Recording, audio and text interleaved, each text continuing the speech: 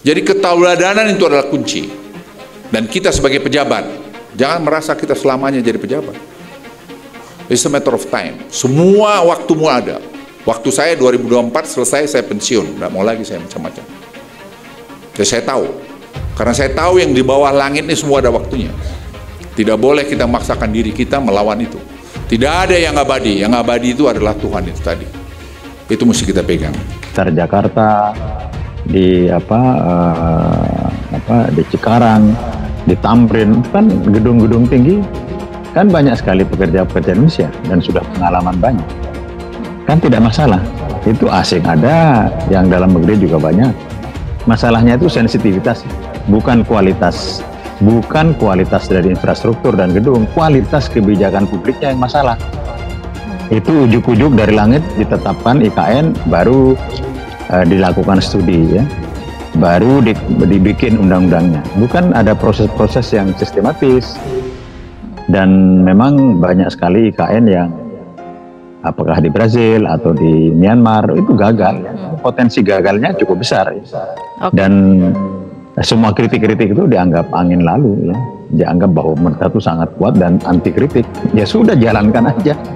Okay. Kan yang kuasa pemerintah. Kita mengingatkan sebagai orang yang mengerti kebijakan publik, arsitek yang tahu dan seterusnya. Tinggal di IKN, kan konteksnya nggak relevan itu.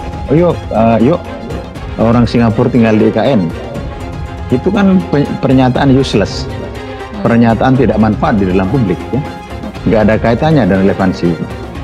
Jadi ini bukan soal itu. Tenaga asing itu ketika diperlukan ada relevansinya, tidak ada masalah. Masalahnya itu adalah sensitivitas. Kalau ada di dalam negeri, kenapa asing? Ya sudah, kalau tidak ada, nanti di dalam negeri tanyakan ke teman-teman ITB, anak-anak arsitek ITS, parahyangan. Kalau nggak ada, ya sudah, nggak ada masalah. Itu bukan problem menurut saya. Okay. Dan Metro mencari ini bukan problem arsitek asing, tetapi problem kontroversinya itu. Dan kontroversi itu sudah terjadi sejak awal IKN ini. Tak kurang Profesor Emil Salim yang mengkritik, ya. Ya, itu kembali kritik, ya sudah, jalan aja, nggak apa-apa. Dan Okay. itu juga ternyata wilayahnya itu wilayah batu bara di bawahnya. Ya, setiap orang yang ada di situ itu panasnya akan lebih dari Timur Tengah, ya, dipanggang dari atas matahari, dipanggang dari bawah batu bara, ya, karena tempat aja langsung ditunjuk, ya. Okay. Membuat keputusan dari langit. Udah. Bedanya Menteri PUPR itu belum apa-apa, Luhut dengan PUPR itu, kalau Pak Luhut belum apa-apa sudah diterjang, seolah-olah sudah semua wajib. Kalau tidak dilakukan, maka itu melanggar. Tapi itu kan tidak sempat, tidak mungkin dilakukan transfer apa. Rencananya seperti apa kan tidak ada. Seperti kasus investasi di pertambangan. Kan keahlian tertentu yang tidak ada yang boleh masuk. Tapi ini buruh-buruh kasar. Itu yang menyingkirkan buruh-buruh kita. Transfer knowledge untuk apa buruh kasar aja? Itu persoalan sensitivitas.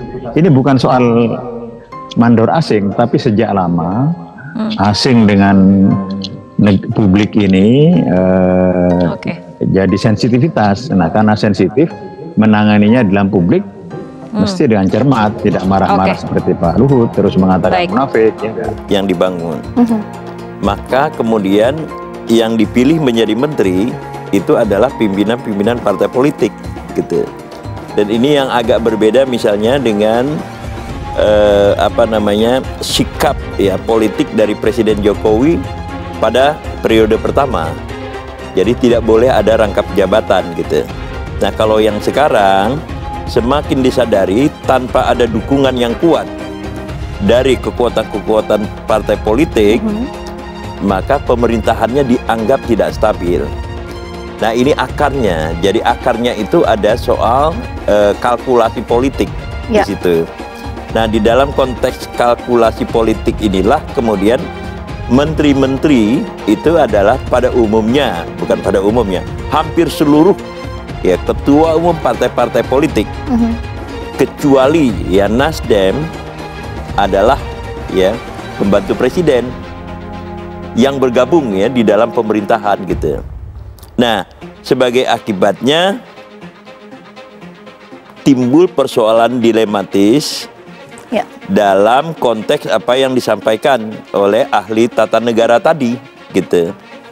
Mestinya ya ada ya hal-hal yang sangat problematik di dalam konteks ini. Tetapi karena MK sudah menyatakan masih boleh, gitu, maka tekanannya relatif direduksi, gitu. Luhut minta Presiden 2024 tak usah bicara perubahan sebab RI di jalur benar. Pengamat sentil jalur benar bagi elit politik. Pengamat kebijakan publik Gigin Praginanto menyoroti Menteri Koordinator Bidang Kemaritiman dan Investasi Luhut Binsar Panjaitan yang meminta Presiden 2024 mendatang tidak bicara perubahan lantaran Indonesia telah menemukan pola untuk masuk kelompok negara berpenghasilan tinggi. Hal tersebut ditanggapi Gigin Praginanto melalui akun Twitter pribadi miliknya. Dalam cuitannya, Gigin Praginanto langsung memberikan sindiran terkait jalur benar bagi elit politik. Menurut Gigin Praginanto, jalur benar bagi elit politik ialah merangkap pengusaha bersama kroni-kroninya. Jalur yang benar untuk elit politik merangkap pengusaha bersama kroni-kroninya, ungkap Gigin Praginanto dikutip Suara Liberté dari akun Twitter pribadi miliknya _Gigin Praginanto Kamis 15 Juni. Kemudian Gigin Praginanto pun menyebut bahwa hal itu tampak dari sumbangan industri manufaktur terhadap PDB mengecil sementara jumlah orang miskin tak kunjung surut. Lihat saja sumbangan industri manufaktur terhadap PDB mengecil sementara jumlah orang miskin tak kunjung surut dan kesenjangan kaya miskin melebar, imbuhnya. Sementara itu diketahui bahwa Luhut menyebut kebijakan seperti hilirisasi industri merupakan salah satu resep terwujudnya pertumbuhan ekonomi Indonesia untuk bisa mencapai high income country. Sekarang kita sudah ketemu pattern pola untuk menjadi negara high income country. Itu saya kira bisa kita lakukan karena juga dari segi demografi, bonus kekayaan alam, downstream industri, digitalisasi, kemudian dana desa.